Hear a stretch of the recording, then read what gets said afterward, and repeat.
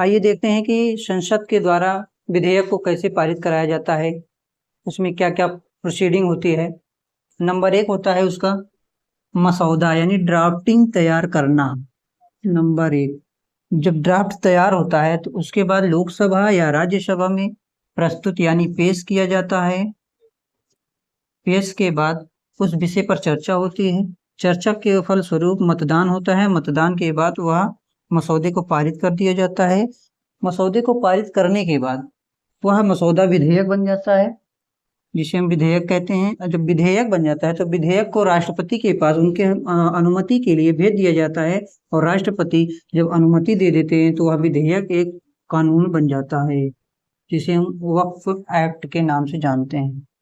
भारत सरकार के जिस भी मंत्रालय के तहत कोई कानून बनना होता है तो सबसे पहले भारत सरकार के प्रधानमंत्री कार्यालय के अधिकारी जिस विषय पर कानून बनाना होता है, जिस विषय पर कानून बनना होता है, उस विषय के विद्वानों को आपस में एक टीम गठित करके उस विषय पर गहन चर्चा करके एक मसौदा तैयार करते हैं, और उस मसौदे में समाज के उन सभी पहलुओं को ध्यान में रख के बनाया जाता है कि समाज में यह कानून से क्या प्रभाव पड़ेगा।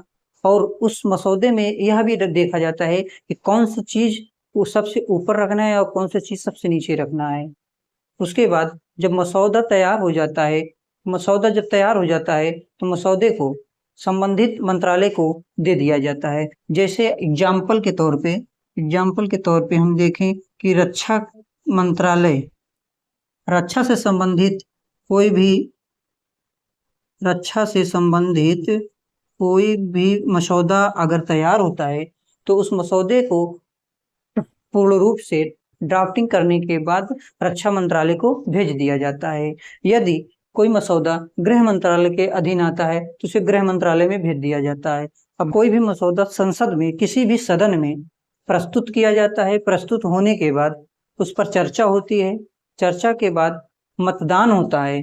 मतदान के बाद उस मसौदे को पारित कर दिया जाता है। जब मसौदे को पारित कर दिया जाता है तो वह एक विधेयक बन जाता है।